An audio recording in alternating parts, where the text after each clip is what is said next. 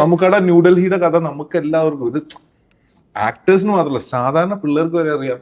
New Delhi cinema ചെയ്യുന്ന സമയത്ത് Sathyan sir ആ ഡയലോഗ് കേട്ടുള്ളേ, മറ്റേ ഏതോ ഒരു പടം ഷൂട്ട് ചെയ്തുകൊണ്ടിരിക്കുക ലാലേട്ടന്റെ, പ്രിയൻ സാർ വന്ന് കണ്ടിട്ട്, പ്രിയൻ സാർ പടം കഴിഞ്ഞ് വന്നിട്ട് പടം പ്രിവ്യൂ കഴിഞ്ഞിട്ട് വന്നിട്ട് മമ്മൂട്ടി തിരിച്ചു വരാണ്ടോ എന്ന് പറഞ്ഞു.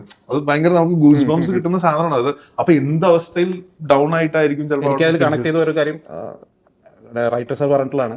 അതായത് ന്യൂഡൽഹിയുടെ ഷൂട്ട് കഴിഞ്ഞു, റിലീസ് വരുന്നത് നായർ സാബിന്റെ ലൊക്കേഷനാണ്. ആ ദിവസം നമുക്ക് ലാൻഡ് ഫോണിൽ പൊട്ടിക്കരഞ്ഞത് എനിക്ക് നമുക്ക് എങ്ങനെ വിചാരിക്കാൻ പറ്റുന്നില്ല.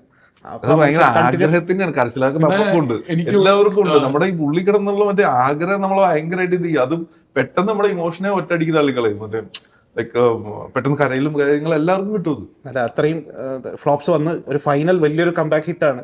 അതിന്റെ ബാക്കിയാണ് പ്രിയദർശൻ സാർ ആ പ്രിവ്യൂ കഴിഞ്ഞിട്ട് പറയുകയും പബ്ലിക് അത് സിനിമ ആദ്യത്തെ ലിഫ്റ്റ് ഒക്കെ ഷൂട്ട് ചെയ്തിട്ടുള്ള